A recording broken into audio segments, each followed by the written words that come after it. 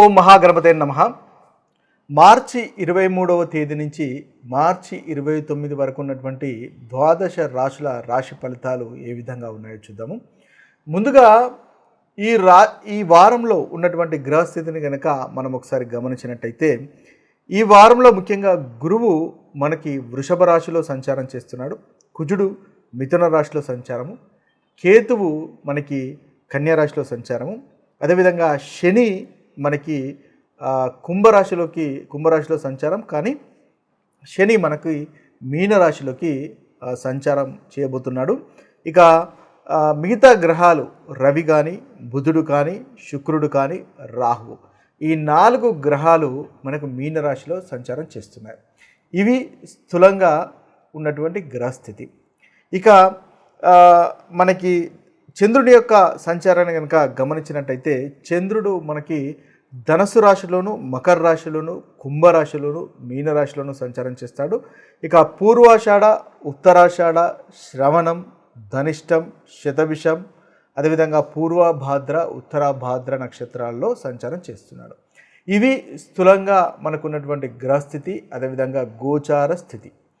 ఈ స్థితిని ఆధారంగా చేసుకొని మనకు ఉన్నటువంటి రాశి ఫలితాలు, ద్వాదశ రాశుల రాశి ఫలితాలు కనుక ఒకసారి గమనించినట్టయితే, కర్కాటక రాశి వారికి ఈ వారం మొదటి భాగంలో చాలా చక్కటి ఉత్తమమైనటువంటి ఫలితాలు మనకు అధికంగా గోచరిస్తున్నాయి.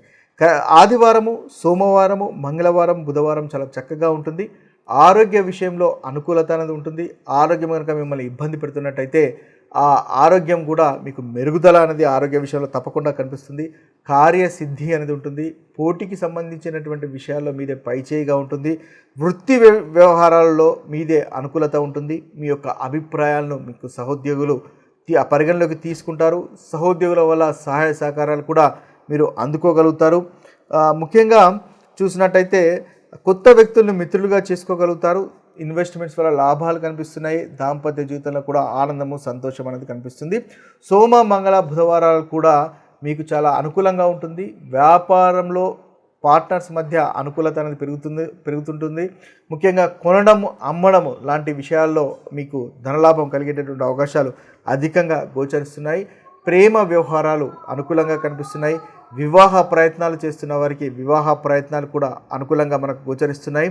దాంపత్య జీవితంలో ఆనందము, సంతోషం ఉంటుంది. తృప్తికరమైనటువంటి భోజనము, వాహన సౌఖ్యము లాంటి అనుకూలమైనటువంటి ఫలితాలు మనకు అధికంగా ఈ 3 రోజులు మనకు గోచరిస్తున్నాయి. ఇక గురువారము, శుక్రవారము కాన్ఫ్లిక్ట్స్ను, అంటే మిస్అండర్స్టాండింగ్స్ను అవాయిడ్ చేసే ప్రయత్నం చేయండి. కాస్త చింతా చికాకు ఉండి ఏదో సమస్య మిమ్మల్ని ఇబ్బంది పెట్టేటటువంటి అవకాశాలు కనిపిస్తున్నాయి. కాబట్టి యోగా, మెడిటేషన్ చేసుకోవడం వల్ల కర్కాటక రాశి వారికి అనుకూలత అనేది అధికంగా ఉంటుంది. ఇక శనివారం కనుక చూసినట్టయితే, శనివారం దైవ దర్శనాలు ఉండే అవకాశాలు కనిపిస్తున్నాయి.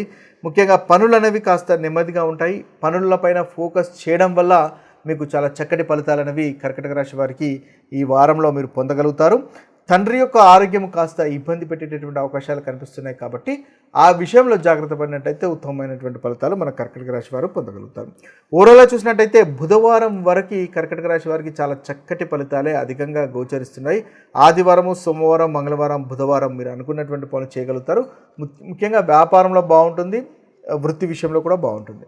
గురువారము, శుక్రవారము, శనివారం ఈ 3 రోజులు యోగా, ధ్యానం, మెడిటేషన్ చేసుకోండి. సంయమనం పాటించండి. ఓపికగా ఉండండి. తద్వారా మంచి ఫలితాలు పొందుతారు.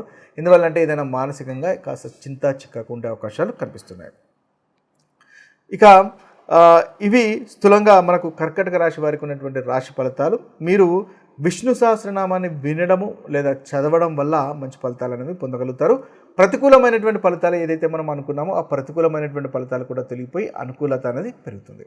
ఇక మనం ముఖ్యంగా గమనించవలసింది ఏంటంటే, మన యొక్క జన్మజాతకంలో చక్కటి గ్రహచారం కనుక నడుస్తున్నట్టయితే మంచి ఫలితాలే అధికంగా అనుభవంలోకి వస్తాయి. ఏదైతే ప్రతికూలమైనటువంటి ఫలితాలు కనుక నడుస్తున్నట్టయితే ఈ ప్రతికూలతలో అధికంగా అనుభవంలోకి వచ్చే అవకాశాలు కూడా ఉంటాయి అని గమనించండి. ఇక మరొక వీడియోలో మరొక రాశి ఫలితాలతో కలుద్దాము. తద్వారా అంతవరకు సెలవు. సర్వే జన సుఖినో భవంతు. సర్వే సుజన సుఖినో భవంతు. నమస్తే.